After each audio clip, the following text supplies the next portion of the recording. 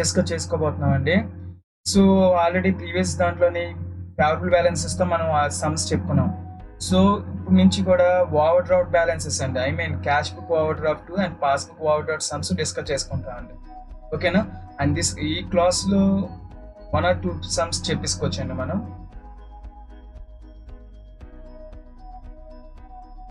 చూడండి ఇక్కడ illustration 4 on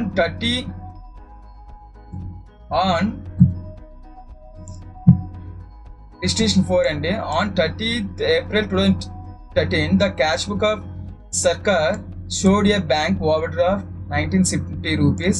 A comparison of entries in the passbook with those in the cash book evaluate the following: checks deposited with the bank but not yet credited in the passbook 8,505. Okay, and checks issued by Sarkar but not yet presented by pays to bank for payment 12,500. Okay, interest on fixed deposit credited by bank understanding instructions but not yet recorded in cash book 650. Okay, see and ఇంకేం transactions ఉన్నా చూద్దామండి. Okay లేవండి. And prepare PRS as on 30th April 2013 అండి, as on 30th 2013 to ascertain the balance as per passbook అండి. Okay very good. చూడండి ఇక్కడ మీకు simple logic ఒకటి చెప్పాలి.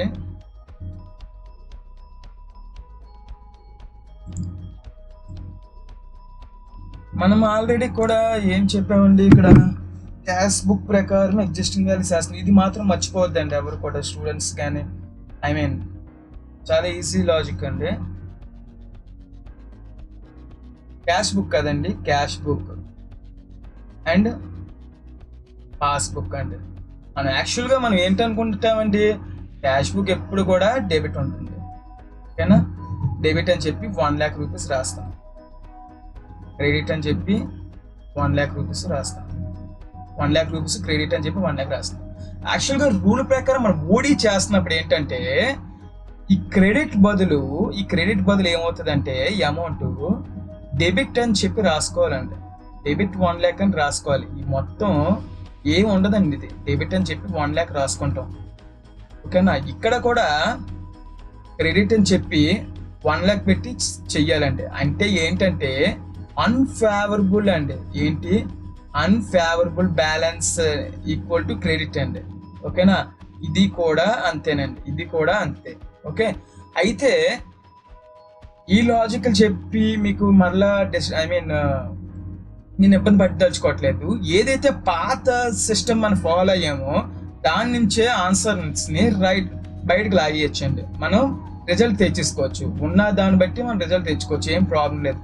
అయితే మీరు ఈ విధంగా కూడా నేను నెక్స్ట్ వీడియోలో ఏం చేస్తాను, ఒక వీడియో అది కూడా చూద్దరు. కానీ అంటే మీకు ప్రెజెంట్ మాత్రం నేను పాతది ఎగ్జిస్టింగ్ వాల్యూస్ ఏదైతే ఉన్నా దాన్ని బట్టి నేను డిస్కస్ చేస్తానండి ఈ సమ్. ఓకేనా? అయితే నేను డెబిట్ క్రెడిట్ ఇక్కడ యూజ్ చేయను నేను అక్కడ. ఓకే, ఒకసారి చూడండి.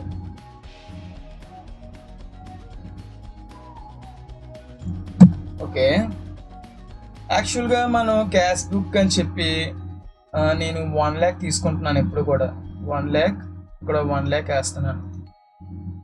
అయితే ఫస్ట్ వాడు ఏం చెప్పాడండి, సో వన్ థింగ్, మనం దేని ప్రకారం చేస్తున్నామని కూడా మనకు తెలియాలి కదా.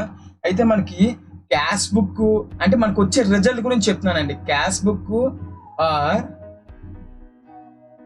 పాస్బుక్ ఓడి అండి. పాస్బుక్ ఓడి సేమ్ ప్రాసెస్ ఉంటుందండి. అంటే ఈ క్యాష్ బుక్ ఇంతకు ముందు మనం ఎలాగైతే సమ్స్ చేసామో అలాగే రిజల్ట్ కూడా వచ్చేసరికి, I mean cash book passbook ఒకేలా డేటా ఉంటుందండి. క్యాష్ బుక్ పాస్బుక్ ఓడి కూడా సేమ్ డేటా, సేమ్ క్యాలిక్యులేషన్స్ ఉంటాయండి. నేను రీజన్స్ గురించి మాట్లాడట్లేదు ఇక్కడ, చాలా క్లియర్ చెప్తున్నాను. రీజన్స్ గురించి నేను ఇక్కడ మాట్లాడట్లేదు. క్యాష్ బుక్ పాస్బుక్ ఓడి డేటా ఏదైతే ఉందో సమ్స్ లో మన ప్రాబ్లమెటిక్ డేటా అది ఒకే విధంగా ఉంటుంది. అండ్ నెక్స్ట్ ఇక్కడ మనం అబ్జర్వ్ చేస్తే పాస్బుక్ ఒకటి సిబిఓడి అండి, అండ్ సిబిఓడి అంటే ఏంటి? క్యాష్ బుక్ ఓవర్ డ్రాఫ్ట్ అండి. పిబిఓడి అంటే పిబిఓడి చూడండి, సిబి క్యాష్ బుక్ అండి, నగదు పుస్తకం. PBOD passbook overdraft. Okay, passbook overdraft balance అండి. ఇది పీబీ అంటే పాస్బుక్, సిబిఓడి అంటే నగదు పుస్తకం ఓవర్ డ్రాఫ్ట్ అంటే cash book overdraft balances అండి. ఓకేనా, మన ప్రెజెంట్ ఆన్సర్స్ వచ్చినప్పుడు కూడా పీబీ అండ్ సిబిఓడి కూడా ఇలాగే ఉంటుంది. సిబిపిబిఓడి ఒక డేటా ఈ విధంగా ఉంటుందండి. అంటే మనకి ఫస్ట్ క్లాస్లో ఫస్ట్ రూల్ చెప్పినట్టు చెప్పుకున్నాను. ఫస్ట్ మనం ఒక మెథడ్ నేర్చుకుంటే మొత్తం 4 మెథడ్స్ కూడా ఈజీగా ఊదియచ్చు అండి.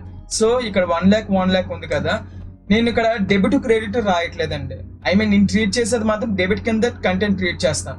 సిబిలో డెబిట్ పీబీలో క్రెడిట్ కంటెంట్ ట్రీట్ చేస్తానండి, మీకు కన్ఫ్యూజన్ రాకుండా. ఓకే, రాద్దాము మనం, ఏం ప్రాబ్లం లేదు, మనం రాసేద్దాంలేండి, ఏం ప్రాబ్లం లేదు. ఇది డెబిట్ కదా, సిబి, ఇది క్రెడిట్ అండి. ఓకే, అండ్ బ్లూ మనకి ఫస్ట్ ట్రాన్సాక్షన్ ఏంటి ఇచ్చాడండి వాడు,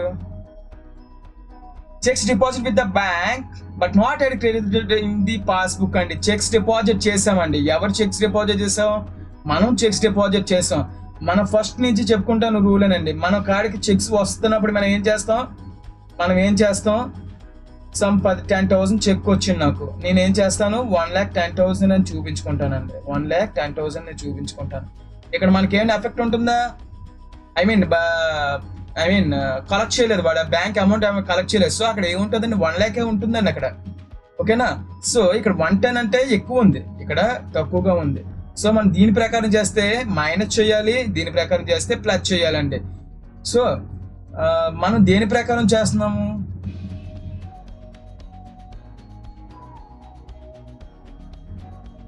over draft as per cash book అండి. ఏంటి over draft as per cash book అండి, అంటే సిబిఓడి ప్రకారం మనం చేస్తున్నామండి.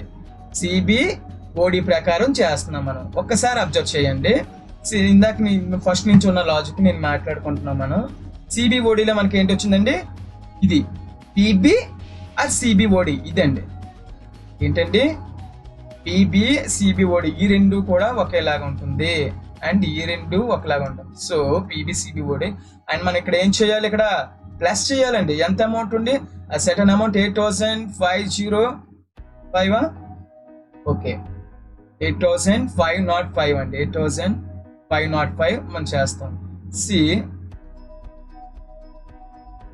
చూడండి, checks deposit amount 8,505. Okay,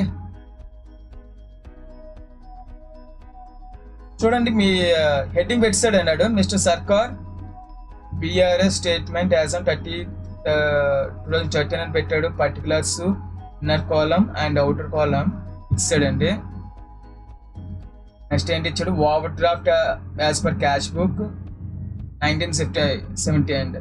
next add less, మనం ఎప్పుడు కూడా ఒక హాఫ్ పేజ్ లేకపోతే ఫుల్ పేజ్ తీసుకొని బుక్ లోని కంటెంట్స్ ముందు బ్రేక్ చేసేయండి.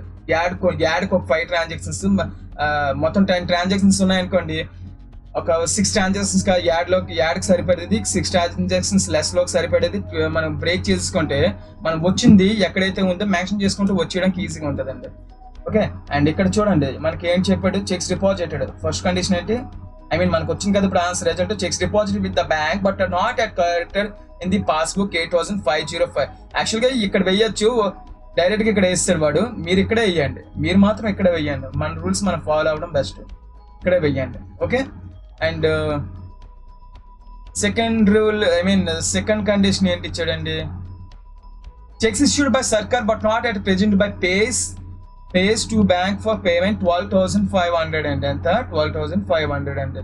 సి చెక్స్ ఇష్యూ చేసామండి, మనం చెక్స్ ఇష్యూ చేసామండి. మనం అంటే ఎవరండి, సర్కార్.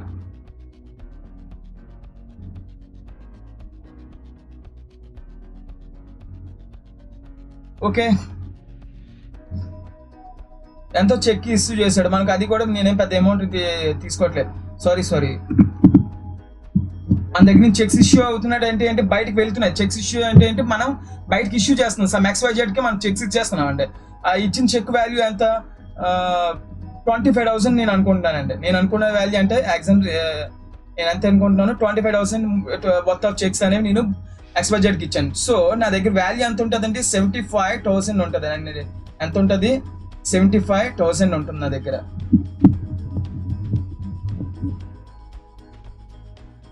75,000 ఉంటుందండి. సో ఇక్కడ మనకి చెక్స్ ఇష్యూ చేసాం కానీ వాడి పేమెంట్కి మన వాడు రిసీవ్ చేసుకోలేదు అమౌంట్, వాడు బ్యాంక్ లో వేసుకోలేదండి, XYZ బ్యాంక్ లో వేసుకోలేదండి. సో అక్కడ అమౌంట్ ఎంత ఉంటుంది, 1 lakh అక్కడ చూపిస్తుందండి.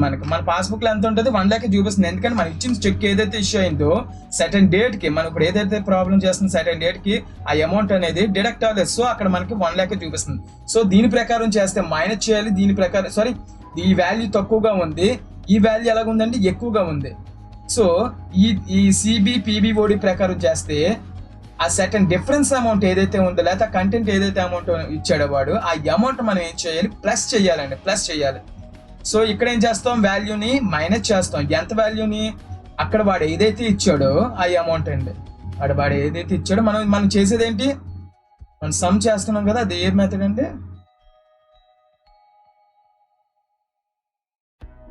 మనం CBOD చేస్తున్నామండి, మర్చిపోవద్దు. చూడండి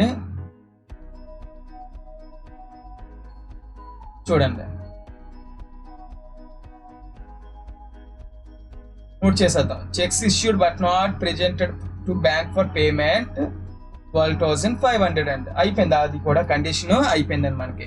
అండ్ నెక్స్ట్ కండిషన్ నేను చూద్దాం మనం. Interest on fixed deposit create by bank understanding instructions but not at recorded in cash book 650 అండి. ఎంత, 650. ఓకే, సో ఫిక్స్డ్ డిపాజిట్ ఏదైతే ఉందో ఆ డిపాజిట్ మీద ఇంట్రెస్ట్ అనేది బ్యాంక్ కలెక్ట్ చేసిందండి. మన ఫిక్స్డ్ డిపాజిట్ మీద ఇంట్రెస్ట్ అనేది ఎవరు కలెక్ట్ చేశారు, బ్యాంక్ కలెక్ట్ చేసింది. అలాంటప్పుడు అమౌంట్స్ కాదు, మనం రేజ్ని ఏ విధంగా అప్లై చేస్తామో మీరు అబ్జర్వ్ చేయండి. అండ్ రేజ్ని ఏ విధంగా అబ్జర్వ్ చేస్తామో చూడండి. మనకేంటి అక్కడ అమౌంట్ అనేది వస్తుందండి. ఆ వస్తున్న అమౌంట్ ఎవరు కలెక్ట్ చేస్తున్నాడు, మనం కలెక్ట్ చేయట్లేదు. మనం అంటే సర్కార్ కలెక్ట్ చేయట్లేదు. ఎవరు కలెక్ట్ చేస్తున్నాడు అమౌంట్, బ్యాంక్ కలెక్ట్ చేస్తుంది. సో బ్యాంక్ కలెక్ట్ చేస్తున్న అమౌంట్కి బ్యాంక్ ఎంత కలెక్ట్ చేస్తుందని చెప్పాడు, సపోజ్ 10,000 కలెక్ట్ చేస్తున్నాను అందాం అనుకోండి. మనకి ఎంత కలెక్ట్ చేస్తుంది, నేను ఈ 10,000 25,000 ఎందుకు రౌండ్ అప్ చేస్తున్నానంటే అండి ఆ క్యాలిక్యులేషన్స్ ఈజీగా ఉంటాయని చెప్పి తీసుకుంటున్నాను. కానీ మరేం కాదండి, మీరు అక్కడ 12,000 ఉంటే 12,000 తీసుకోవచ్చు, 795 ఉంటే 795, 786 ఉంటే 786 కూడా తీసుకోవచ్చు. ఆ లెక్క ఈజీగా, నా సమ్స్ ఈజీగా అవుతాయని క్యాలిక్యులేషన్ తీసుకుంటున్నాను. సో మన వాల్యూ ఎలాగుంటుందండి, ఇక్కడ 110కి పెరుగుతుందండి, 1,10,000 పెరుగుతుంది. కానీ ఇక్కడ ఇట్స్ నాట్ ఎఫెక్టెడ్ అండి. ఓకే, ఈ 1,10,000. సో ఇక్కడ తక్కువగా ఉంది వాల్యూ, ఇక్కడ ఎలాగుంది ఎక్కువగా ఉంది. దీని ప్రకారం చేస్తే ప్లస్ చేయాలి, దీని ప్రకారం చేస్తే మైనస్ చెయ్యాలండి. మనం దీని ప్రకారమే కదా చేస్తున్నాం, మనం దీని ప్రకారం చేస్తున్నాం కాబట్టి CBOD ఆ ట్రాన్సాక్షన్స్ ఏదైతే ఉందో ఆ ట్రాన్సాక్షన్ మనం ఏం చేస్తామండి, చూడండి. Interest on fixed deposit created by banks understanding charge instructions 650 అండి. సో అయిపోయిందండి, ఇక్కడికి అయిపోయింది. ఇప్పుడు మనం ఏం చేయాలి, 1970 8,505 8,505 రెండు కలిపితే ఎంత అండి, యాడ్ చేసేస్తామండి, 10,475 వస్తుందండి. ఓకేనా, తర్వాత ఏం చేయాలి, ఈ 12,500 ఇక్కడ రెండు కలిపితే ఎంత వచ్చిందండి, 13,150 అండి, 13,150. ఈ అమౌంట్ మనం ఏం చేయాలండి, మైనస్ చేయాలి. అమౌంట్ ఏం చేయాలి, మనం మైనస్ చేయాలి. ఎక్కడి నుంచి చేయాలండి ఈ అమౌంట్ మైనస్, మనం 10,475 నుంచి 13,150 తీసేస్తే 2,675 వస్తుందండి. సో మనకు వచ్చే రిజల్ట్ ఏంటి, ఈ రిజల్ట్ వస్తుందండి మనకి, బ్యాలెన్స్ యాజ్ పర్ పాస్బుక్ అండి. అంటే పాస్బుక్ బ్యాలెన్స్ అనేది మనకు వస్తుందండి. ఎంత వాల్యూ వచ్చింది, 2,675 అండి, 2,675. ఓకేనా, ఇది క్యాష్ బుక్ ప్రకారం చేస్తామండి. నెక్స్ట్ సమ్ చూద్దాం మనం.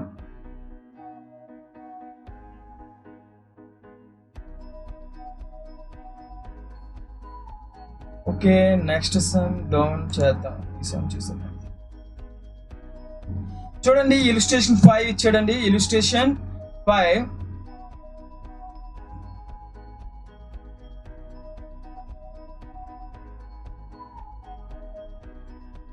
5 ఏంటి ఇచ్చాడండి?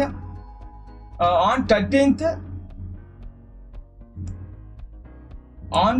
13th April 2013, passbook of Ghosh showed a debit balance of 32,675. Okay, you are required to prepare BRS taking into consideration the following information. See one thing. ఇక్కడ డెబిట్ బ్యాలెన్స్ ఆఫ్ పాస్బుక్ అండి. Passbook of goes showed debit balance of 32,675. యాక్చువల్గా passbook credit balance అంటే favourable అండి. Passbook debit balance ఎప్పుడైతే అన్నాడో ఏంటండి? ఓడి అండి. Passbook debit balance అని ఎప్పుడైతే అన్నాడో వాడు ఏంటండి? మనకి ఓడి అంటే ఓవర్ డ్రాఫ్ట్. అంటే ఇది ఏంటిది? Content passbook overdraft balance is 32,675 అండి. ఓకేనా? అండ్ దెన్ మనకి ఇచ్చిన కండిషన్స్ 5 కండిషన్స్ 1 2 3 4 5. ఇంకా దీని గురించి మనం డైరెక్ట్ గా సమ్ లో డిస్కస్ చేద్దాం. 5 కండిషన్స్ ఇచ్చాడు. ఓకేనా? అండ్ మీరు చూడండి, మనం ఏం చేయాలి? ఫస్ట్ హెడ్డింగ్ పెట్టేసుకుంటామండి. ఏం చేయాలి? ఇక్కడ మనం హెడ్డింగ్ పెట్టుకుంటున్నాము. చూడండి, mister Ghosh BRS bank reconciliation statement as at April 30, 2013 particulars inners total rupees and outers total rupees అండి. అక్కడ హెడ్డింగ్ పెట్టేస్తున్నాను చూడండి, overdraft as per passbook అండి. ఓకేనా? ఆర్ మీరు ఇంకోలా కూడా రాయొచ్చండి, debit balance as per passbook అని కూడా రాయొచ్చండి. Debit balance as per passbook అని చెప్పి రాయొచ్చు. అది కూడా ఏమీ ప్రాబ్లం లేదు. 32,675 రాసేస్తామండి. ఇప్పుడు మనం ఏం చేయాలండి? కండిషన్స్ చూడాలి. మనం కండిషన్స్ చూస్తామండి. కండిషన్స్ లో ఫస్ట్ కండిషన్ ఏంటి? Cheques issued but not present for payment. ఏంటండి? Cheques issued but not at presented for payment అని చెప్పి ఇచ్చాడండి. చూడండి, మనం ఇప్పుడు సమ్ దేని ప్రకారం చేస్తున్నాం?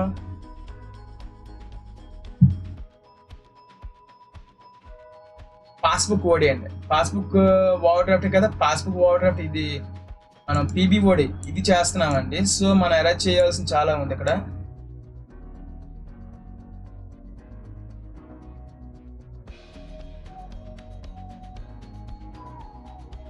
మనం దేని ప్రకారం చేస్తున్నామండి?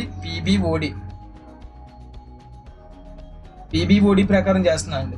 So cheques issued but not presented for payment. Cheques issued but not presented for payment అండి. Okay, cheques issued but not present for payment అన్నాడు కాబట్టి మనం చెక్స్ ఇష్యూ చేస్తున్నప్పుడు సేమ్ థింగ్ అండి. మళ్ళీ నేను లాజిక్లు ఏమి ఇక్కడ మీకు ఏమి కొత్త ఏమి యూజ్ చేయట్లేదు. మనం చెక్స్ ఇష్యూ చేస్తున్నాం అంటే మన దగ్గర చెక్ అనేది పోతుంది. నాకు అనేది చెక్ 10,000 చెక్ పోయింది, బయటకు వెళ్ళిందండి. సో 90,000 అనేది చెక్ అనేది ఇష్యూ చేస్తాం సమ్ XYZకి. 10,000 చెక్ ఇష్యూ చేసాం. నా దగ్గర నెట్ అమౌంట్ ఎంత ఉంది? 90,000. సో దెన్ ఇక్కడ 1 lakh వాల్యూలో మనకి ఆ చెక్ అనేది వాడు కలెక్ట్ చేసుకోలేదు కాబట్టి మనకి ఆ 1 lakh రూపీసే విజిబిలిటీ ఉంటుంది పాస్బుక్ లో. సో మనకు కనిపిస్తుంది అండి. సో ఇక్కడ వాల్యూ ఎంత ఉంది? ఎలాగుంది? తక్కువగా ఉంది. ఇక్కడ వాల్యూ ఎక్కువగా ఉంది. దీని ప్రకారం చేస్తే మనం యాడ్ అమౌంట్ చెయ్యాలి. దీని ప్రకారం చేస్తే మైనస్ చెయ్యాలండి. ఓకేనా? సో మనం దేని ప్రకారం చేస్తున్నాం అండి? PBOD చేస్తున్నాం కాబట్టి మనం ఇది అమౌంట్ ఏం చేయాలి? లెస్ చెయ్యాలండి. ఈ అమౌంట్ ఏం చేయాలండి? Checks issued but not present for payment అనేది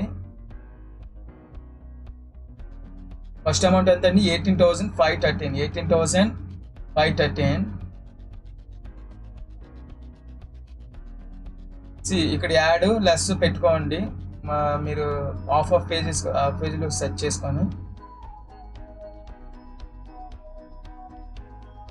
చూడండి. Checks issued but not presented for payment ఎంత అండి? 18,513 అండి. 18,513. ఓకేనా? అండ్ దెన్ సెకండ్ కండిషన్ మనకి ఏంటుంది చూడండి. కండిషన్ ఏంటండి?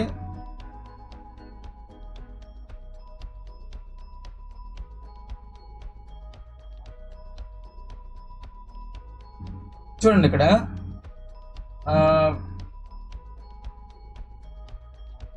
Total checks deposit with bank for collection 138,000 అండి. మన దగ్గరకు వచ్చిన చెక్ టోటల్ రిసీవబుల్ చెక్స్ 138,000. మనం 138,000 మనం ఏం చేసామండి, చెక్స్ అనేవి బ్యాంక్ లో డిపాజిట్ చేసాం. కానీ but so for credit in the passbook 1,12,000 అండి. దీని అర్థం ఏంటంటే మనం డిపాజిట్ చేసిన చెక్స్ వాల్యూ 138,000 చెక్స్ అనేవి బ్యాంక్ లో డిపాజిట్ చేస్తే మనకి సెటన్ డేట్ కి అంటే April 30 ఈ డేట్ అండి, April 30, 2013 కి మనకి 1,12,000 అనేది కలెక్ట్ అయిపోయింది. అంటే రిమైనింగ్ అమౌంట్ ఏదైతే 26,000 ఉందో అది కలెక్ట్ కాలేదు. అంటే ఏంటి, సింపుల్ గా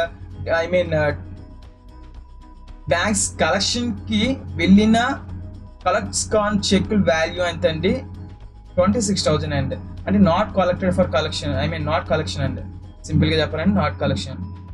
సో మనం అది కూడా చూద్దామండి. అది ఎలాగొస్తుంది అంటే రీజన్ అది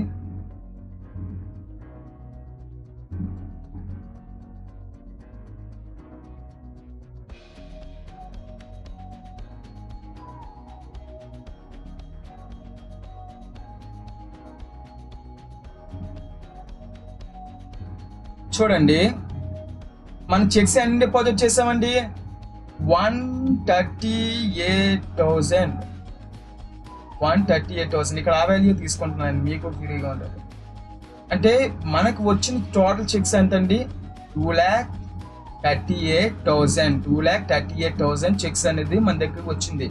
అయితే బ్యాంక్ కోడ్ కలెక్షన్ అమౌంట్ ఎంత అండి, 1,12,000. అక్కడ క్లియర్గా ఇచ్చాడండి క్రెడిట్ యాజ్ ఆఫ్ బ్యాంక్ అని చెప్పి.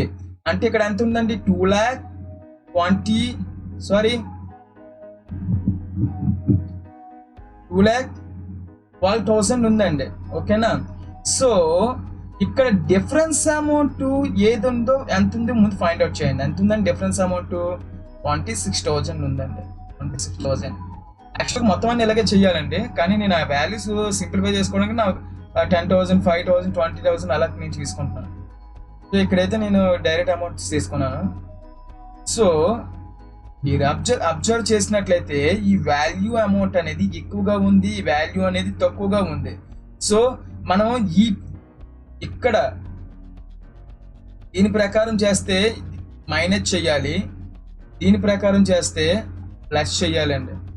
దీని ప్రకారం చేస్తే ఏం చేయాలి, ప్లస్ చేయాలి. సో మనం దీని ప్రకారం చేస్తున్నాం, దేని ప్రకారం అంటే క్యాష్ బుక్ ప్రకారం చేస్తున్నాం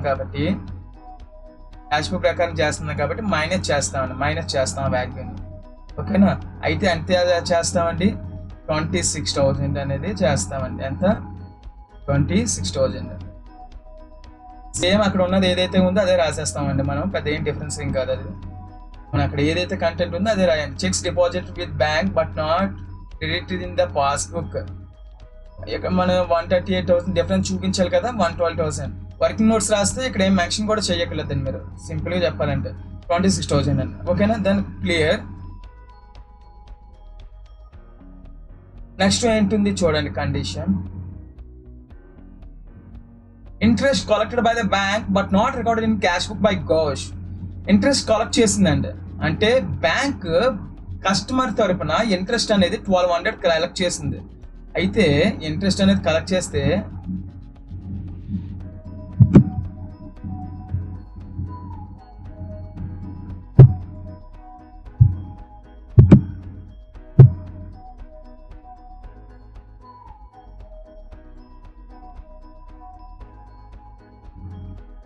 ఓకే చూడండి, ఇంట్రెస్ట్ ఎవరు కలెక్ట్ చేశారండి చెప్పాడు, బ్యాంక్ కలెక్ట్ చేసిందని చెప్పాడు. బ్యాంక్ ఎవరికి కలెక్ట్ చేసిందంటే మన అమౌంట్ ఏంటవుతుంది, మనకి అక్కడ ఉన్న అమౌంట్ ఎగ్జిస్టింగ్ వాల్యూకి ఆ అమౌంట్ కలుస్తుందండి, యాడ్ అవుతుంది. సో 1,200 అండి, ఇంట్రెస్ట్ పేమెంట్ కాదండి, ఇంట్రెస్ట్ రిసిప్ట్ అండి అది. ఓకేనా, ఇంట్రెస్ట్ రిసిప్ట్ అండి అది. సో 1,200 కలిపితే 101,200 అంటే 101,200 అండి. ఇక్కడ ఎంత ఉంటుందండి, 1,00,000 మాత్రమే. సారీ,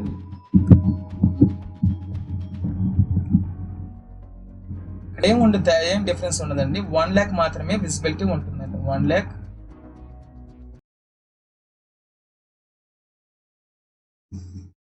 1 lakh ఉంటుంది. సో ఇక్కడ ఎలాగుంది, మైనస్ లో ఉంది. ఐ మీన్ వాల్యూస్ కంపేర్ చేస్తే తక్కువ ఉంది, ఇది ఎక్కువ ఉంది. సో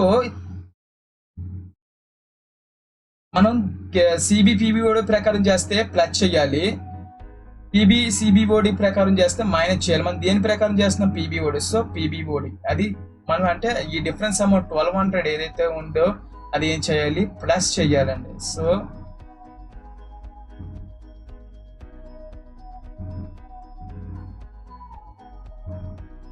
చూడండి, interest collected by bank but not at recorded in cash book by Ghosh 1200 ఏమైందండి, ఇక్కడ యాడ్ అయిందండి. ఓకే, అండ్ రిమైనింగ్ కంటెంట్ ఏంటుంది, only one content, that's only bank charges but not at entered in the cash book. And bank charges not at entered in cash book అంటే bank charges ఏవైతే ఉన్నాయో అవి cash book లో enter కాలేదు. That means passbook లో enter అయిపోయాయండి, cash book లో enter కాలేదు అని చెప్తున్నాడు. సో ద థింగ్ ఏంటి, పాస్ బుక్ లో ఎంటర్ అయిందని దాని అర్థం అండి. సో దాన్ని కూడా తేల్చేద్దాం ఇప్పుడు మనం.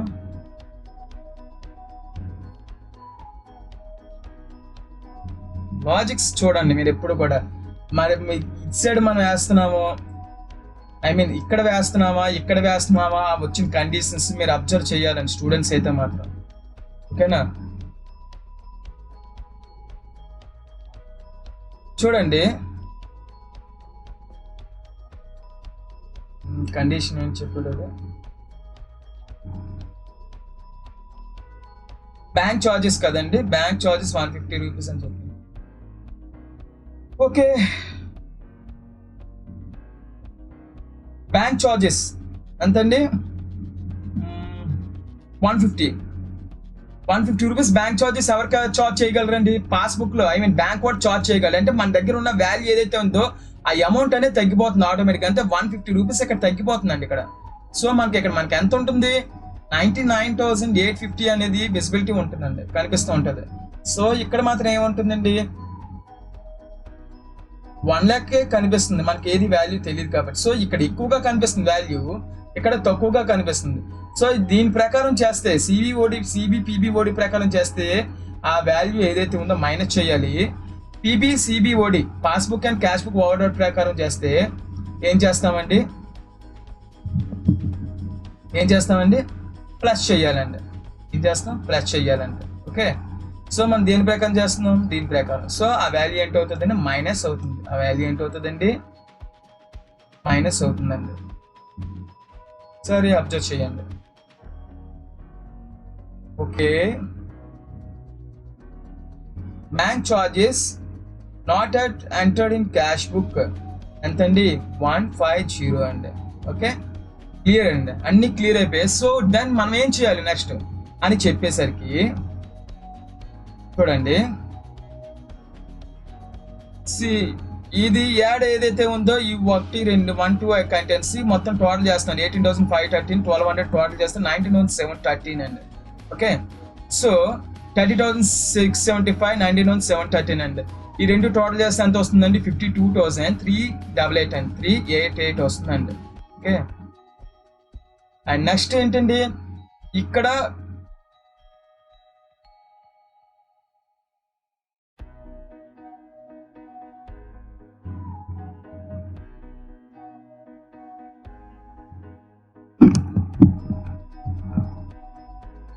ఇది 26,150 అండి. టోటల్ చేస్తే అంటే 26,150 అనేది అవుటర్ కాలం తీసుకొస్తామండి. దీని అర్థం ఏంటంటే మైనస్ అండి. దీని అర్థం ఏంటి, లెస్ కండిషన్ అండి, లెస్ కండిషన్. సో మైనస్ అండి, ఇక్కడ మైనస్ ఉంది కదా, ఆ మైనస్ తీసుకొస్తున్నాం. సో మనం ఏం చేయాలి, 52,388 నుంచి 26,150 తీసేస్తే ఎంత వస్తుందండి, 26,238 అండి, 26,238 వస్తుందండి. ఓకేనా, ఓకే, ఈ అమౌంట్ అనేది వస్తుందండి 26,238 అని. సో దానికి వచ్చిన రిజల్ట్ మనం ఏం పెడతామండి, మీకు సింపుల్ చెప్పానంటే ఓవర్ డ్రాఫ్ట్ యాజ్ పర్ దీనికి ఏదైతే ఉందో దానికి ఆపోజిట్ పెడతాం, over draft as per cash book అని. అక్కడ మనం చేసేది పాస్ బుక్ కదా, over draft as per pass book ప్రకారం చేస్తున్నాం ప్రాబ్లం. సో దానికి వచ్చే రిజల్ట్ ఏదైతే ఉందో దాని opposite direction overdraft as per passbook అని చెప్పి వస్తుందండి. Sorry overdraft as per passbook తో చేస్తే overdraft as per cash book వస్తుంది. Overdraft as per cash book తో చేసామనుకోండి సిబి ఓడిట్ అని పీబీ ఓడి వస్తుందండి. ఓకేనా, పీబీ ఓడితో చేస్తే సిబి ఓడి వస్తుంది, సిబి ఓడితో చేస్తే పీబీ ఓడి వస్తుంది. అలాగే క్యాష్ బుక్ తో చేస్తే పాస్బుక్ వస్తుంది, పాస్బుక్ తో చేస్తే క్యాష్ బుక్ తో వస్తుంది, క్యాష్ బుక్ వాల్యూ వస్తుంది అండి.